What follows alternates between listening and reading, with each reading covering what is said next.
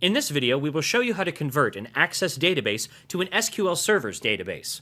For this, we'll be using migration tools called SQL Server Migration Assistant.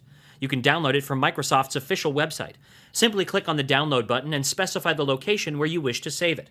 Next, just extract and open up the setup file to begin the installation.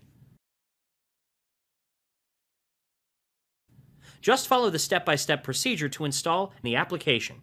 In the case if it prompts you for the license key, you can easily download it for free by registering yourself to Microsoft. Once you open up the migration tool, a wizard will open. Just hit Next on the welcome screen and now you can create a new project.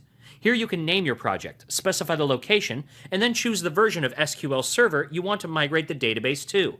In our case, we will be migrating to SQL Server 2008. With that done, you have to add the database, which has to be converted. Click the Add Database button and locate your database file. Just hit Next after that to continue with the process. In the next step, you can select the objects to migrate. For this tutorial, let's leave this to default and hit Next, since we will be migrating the whole database. In the next window, we will have to create a connection with the SQL Server. Provide the server's name, which in this case will be local since it is installed on the same machine, and specify the database name. If you want to create a new database, just type its name over here, and the wizard will automatically create it. With that done, simply click on Next.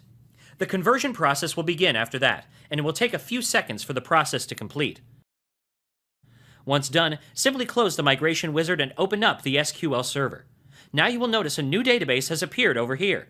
Let's expand the folder. Right-click on any of its tables and choose the Select Top 1000 Rows option to view the contents of the database. And you can see over here that the Access database has been successfully converted into an SQL Server's database.